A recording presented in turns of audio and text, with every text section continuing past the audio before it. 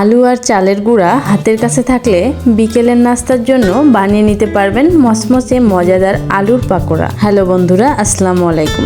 চলুন শুরু করা যাক মজাদার আলুর পাকোড়া রেসিপি। প্রথমে আলুগুলোকে লম্বা করে কেটে নিতে হবে, যেভাবে আলু ভাজির জন্য কেটে নেওয়া হয়। যতটুকু সম্ভব চিকন করে কেটে নিব। কাটা শেষে পানি দিলে ভালোভাবে ধুয়ে নেব।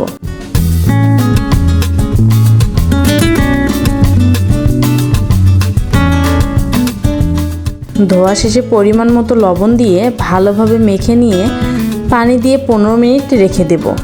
এভাবে রাখলে আলু একটু নরম হয়ে আসে এবং লবণ ভালোভাবে আলুর ভেতরে ঢুকে যাবে। 15 মিনিট হয়ে গেলে পানি ছাড়িয়ে আলুগুলো উঠিয়ে নেব।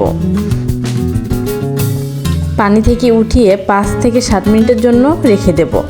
এবার দিয়ে দেব গরম মশলার গুঁড়া, মরিচের গুঁড়া, জিরার গুঁড়া এবং চালের আটা। এবার ভালোভাবে মিক্সড করে নেব।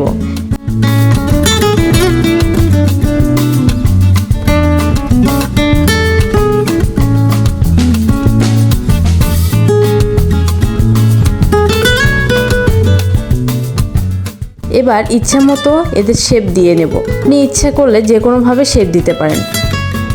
সবগুলো এমন দলা করা হয়ে গেলে ফ্রাইং প্যানে তেল দিয়ে তেলটা গরম করে নেব। এরপর পাকোড়াগুলো দিয়ে দেব। এবার লাল লাল করে ভেজে নেব।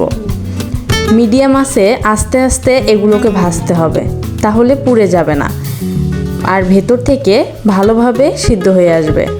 প্রথমে একটু সাবধানে নাড়তে হবে, নইলে ভেঙে যেতে পারে। উল্টিয়ে উল্টিয়ে ভালোভাবে ভেজে নিলে তৈরি হয়ে যাবে আলুর পকোড়া। এবার নামিয়ে নিয়ে সস দিয়ে পরিবেশন করতে পারবেন। ভিডিওটি কেমন লাগলো অবশ্যই কমেন্ট বক্সে জানাবেন। ধন্যবাদ।